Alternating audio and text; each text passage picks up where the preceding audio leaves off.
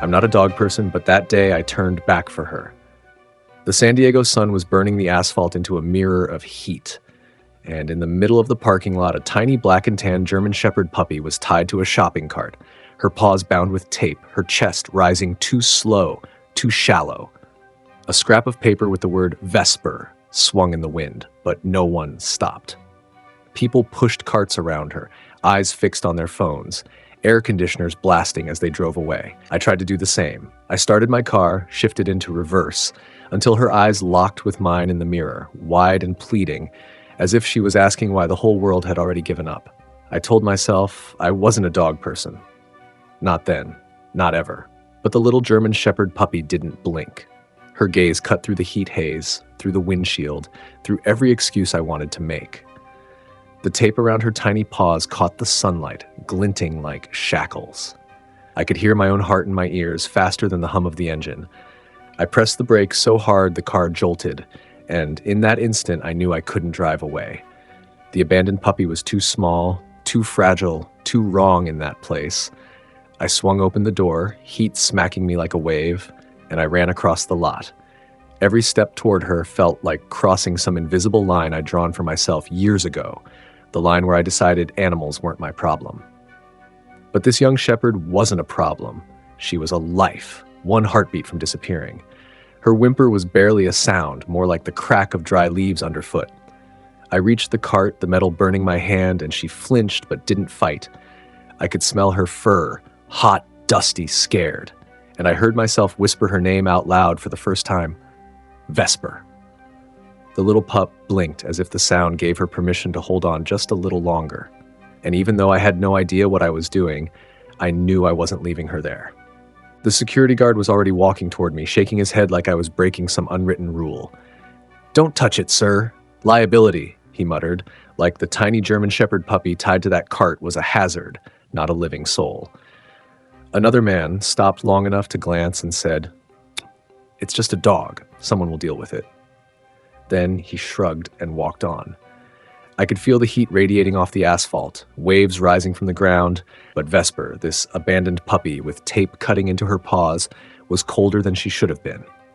Her chest barely moved, and when I bent closer, I heard a sound, a small rasp of breath that made the hair on my arms stand up. I didn't have scissors or a knife, only the little keychain multi-tool I'd bought years ago for boxes and packages. My hands shook as I sawed through the plastic ties binding her. The little pup didn't fight, didn't bite, didn't even whimper. She just sagged into my arms as though she had given up long before I arrived. I peeled the tape off her paws, strands of fur pulling free with each strip. She shuddered once, a sound so soft it barely qualified as pain, and for the first time in years I felt shame for every time I'd said, "I'm not a dog person." A woman with a toddler stopped and stared. The child tugged her arm and whispered, "Mom, she's thirsty." The mother handed me a half-full bottle of water, and I tilted a few drops into the puppy's mouth. Her tongue flicked once, catching the cool liquid, and I could see the spark of life twitch in her eyes. It wasn't much, but it was something, and in that moment this young shepherd became more than a stray pup left behind. She became a fighter. I took off my own shirt and wrapped her trembling body in it.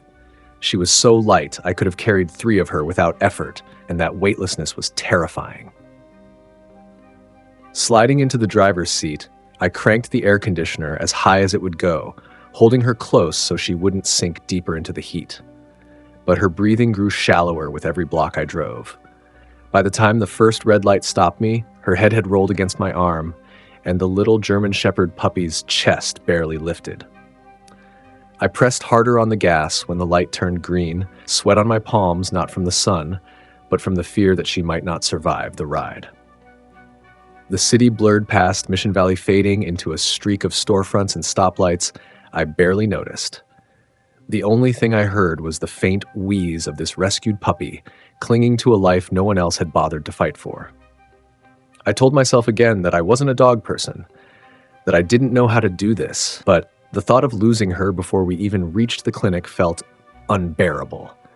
And when I finally pulled into the parking lot of the nearest veterinary hospital, her body felt smaller than ever against my chest, as if the little pup had only minutes left to prove she still belonged in this world. The blast of cool air hit me as I pushed through the clinic doors, clutching the tiny German Shepherd puppy against my chest. The receptionist barely looked up from her screen. "Fill out these forms. Stray protocol," she said, sliding a clipboard toward me. I stared at her, then down at the little pup in my arms. Her breathing was shallow, ribs lifting and falling like she was pulling air through a straw. "I don't think she has 10 minutes, I snapped, voice breaking louder than I meant.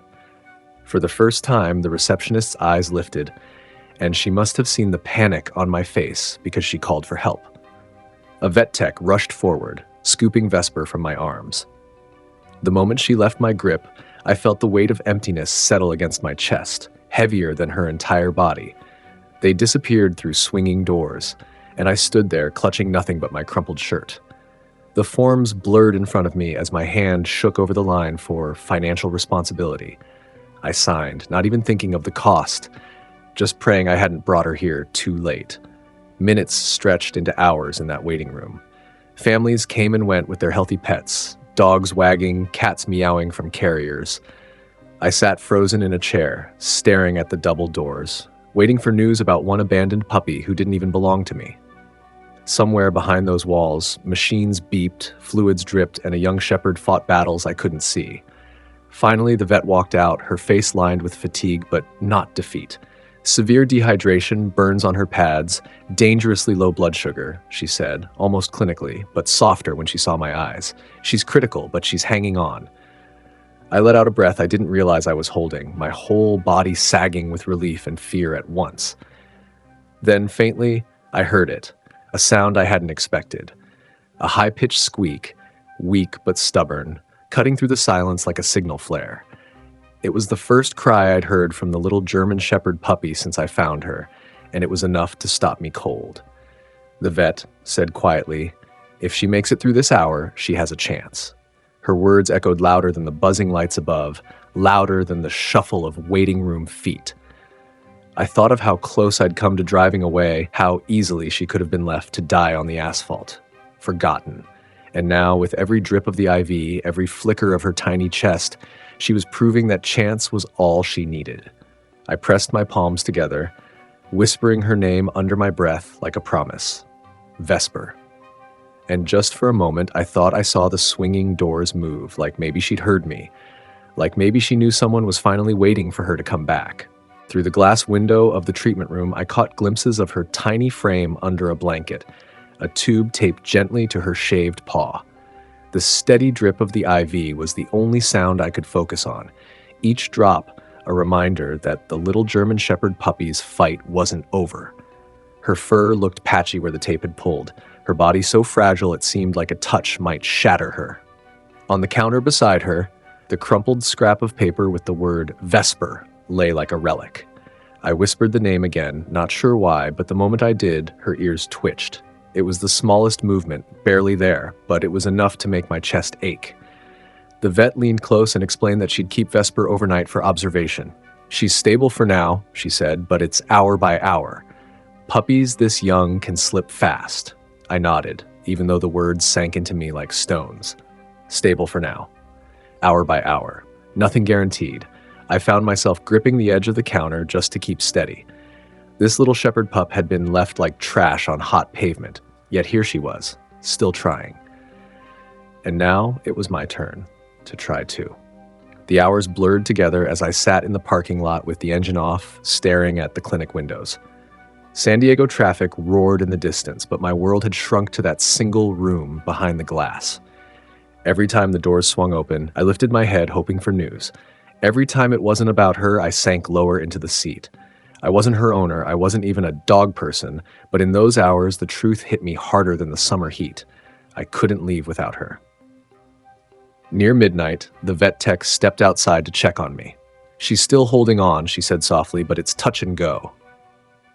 I thanked her, my voice catching, and leaned back against the headrest, staring up at the stars that seemed too calm for the storm inside me.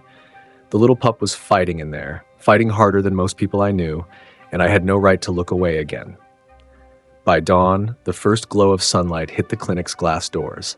I hadn't slept, hadn't moved much, just sat and waited. When the vet finally walked out, she carried Vesper wrapped in a clean towel. Her eyes opened just a slit, enough to catch mine.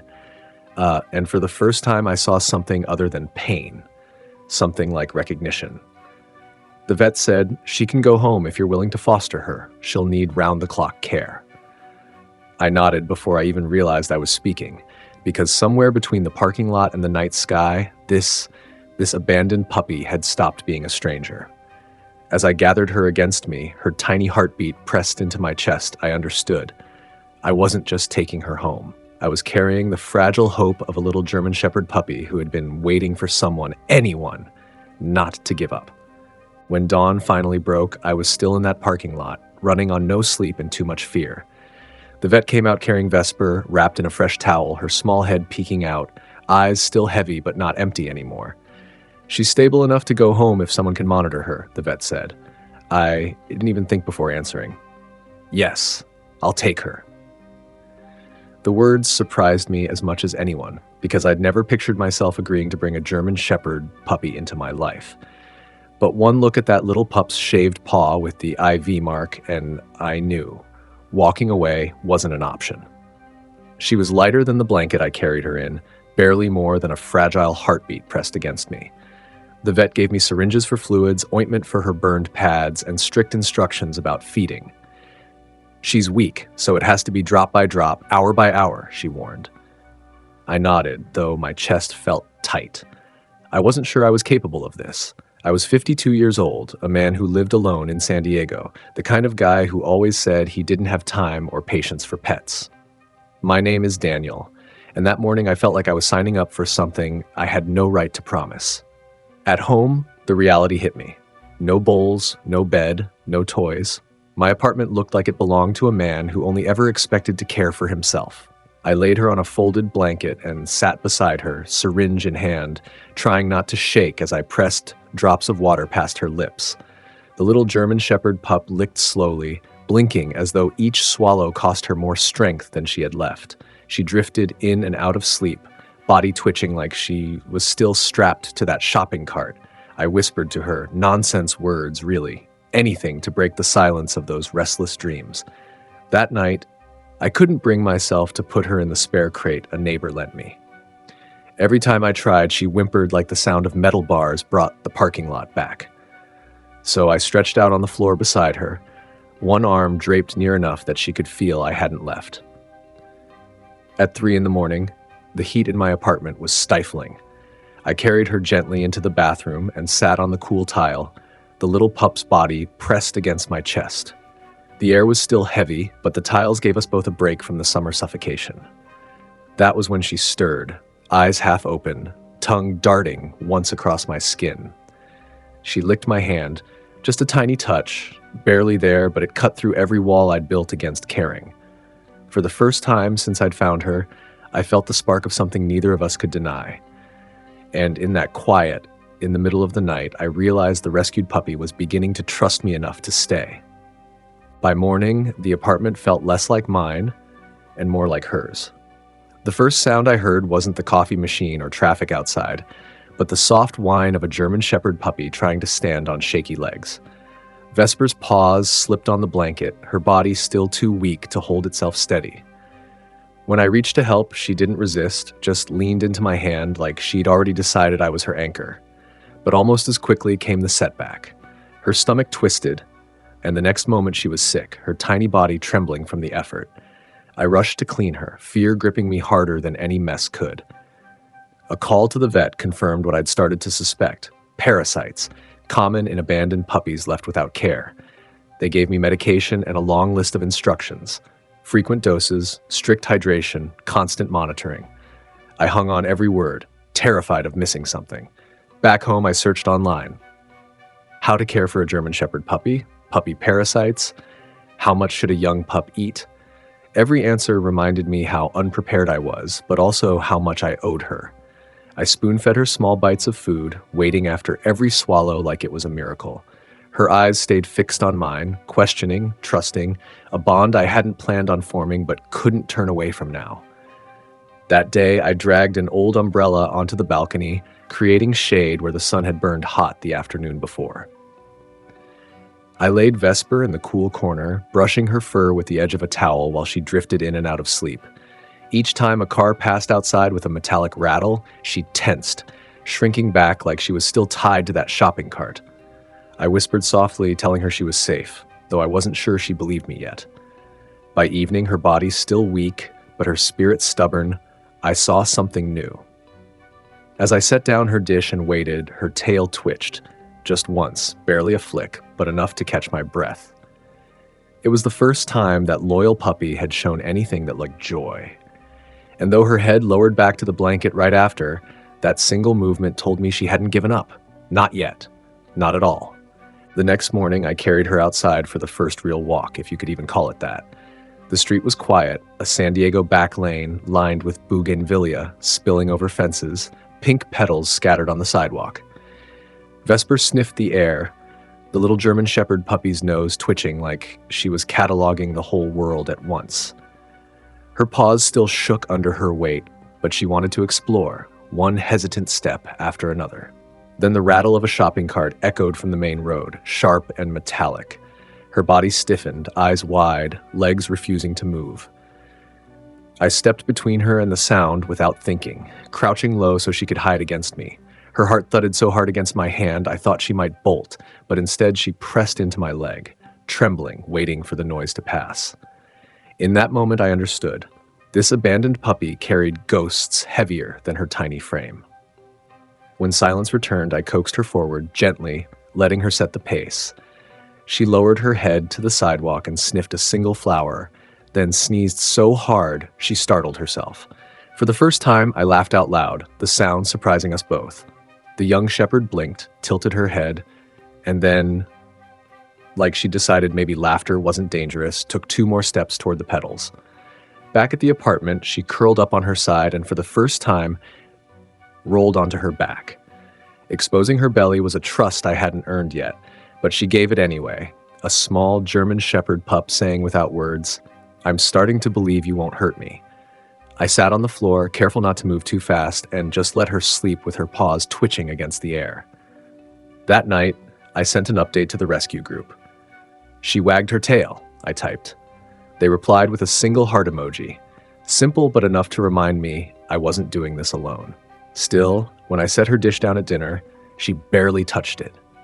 Her appetite was fading again, her forehead hot when I pressed my hand against it, and my chest tightened at the thought of another setback. Because even after a morning of flowers and laughter, the fragile little pup was still balancing on the edge between survival and surrender. By evening, her small body felt hotter than the air around us, her head heavy against my hand. The playful German Shepherd puppy who had sniffed flowers that morning now barely lifted her nose from the blanket. Her gums looked pale, her appetite gone, and the spark that had carried her this far seemed to dim. I tried coaxing water with the syringe, but she turned her head weakly, and dread coiled in my chest. I didn't wait.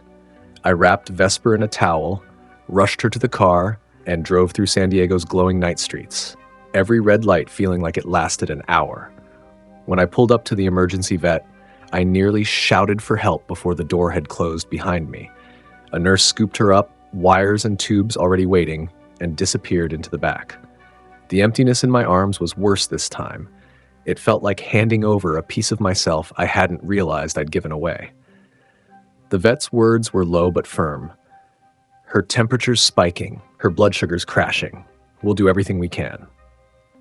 I nodded, but my throat closed. The waiting room felt colder now, too big, every second dragging like gravity itself was heavier.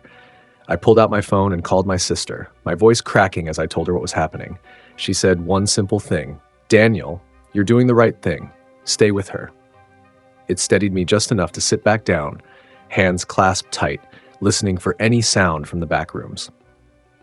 Hours blurred into fragments, an assistant walking past with a clipboard, the smell of disinfectant, the buzz of a vending machine. I imagined the little pup lying under those bright lights, fighting battles far too big for her size. I thought about how close I had come to driving away from that parking lot, how her eyes in the rearview mirror had been the only thing that pulled me back. If I had looked away a second longer, this German Shepherd pup wouldn't even have this chance tonight. The vet finally returned, exhaustion etched across her face. "She's still fighting," she said. "Her body's weak, but she hasn't quit. Tonight we'll decide if she can push through." I leaned forward, my heart hammering, trying to picture that frail German Shepherd puppy clinging to life one more time. And as I closed my eyes, I realized I was praying, not for me, but for her, for the little companion who had already turned my world upside down in just a handful of days. The clock read 3:14 a.m. when I heard it, the faint scrape of movement from the recovery room. I looked up just as the vet tech motioned me inside.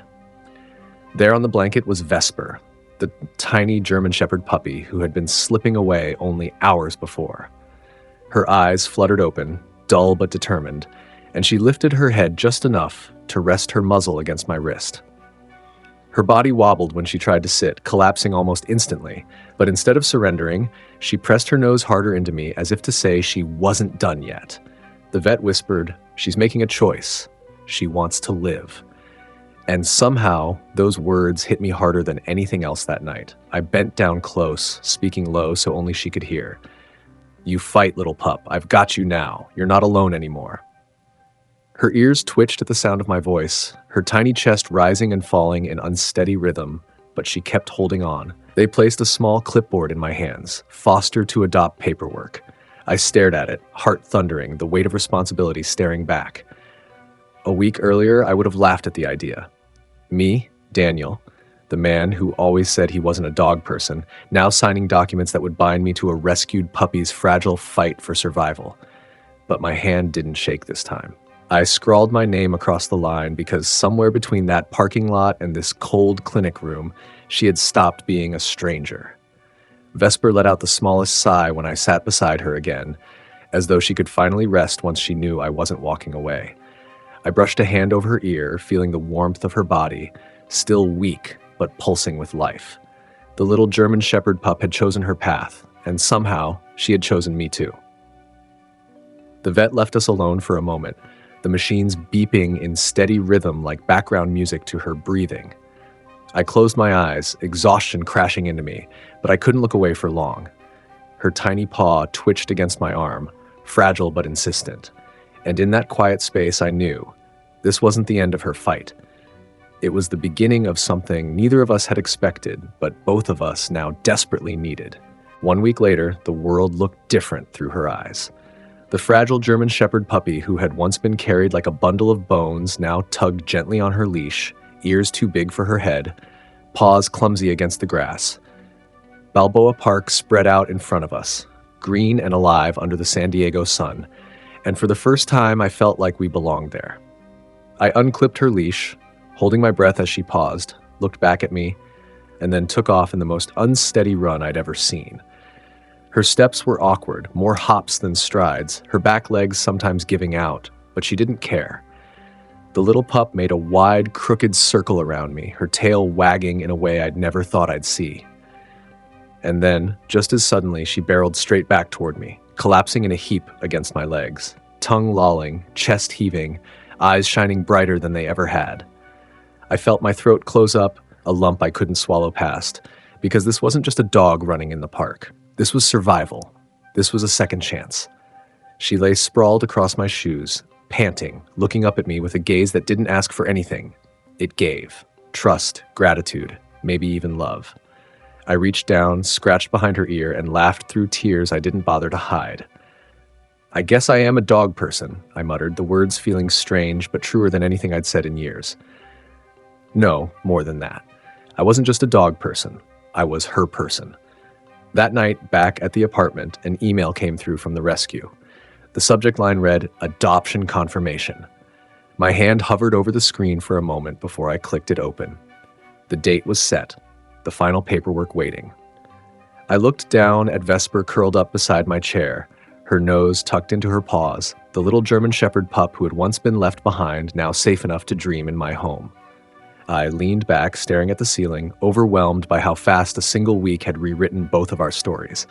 And as I shut off the lamp, listening to her soft breathing fill the room, I realized this wasn't just about rescue. It was about belonging. And soon, officially, legally, unshakably, she would be mine, and I would be hers. The day of the adoption dawned with a stillness I hadn't felt in years.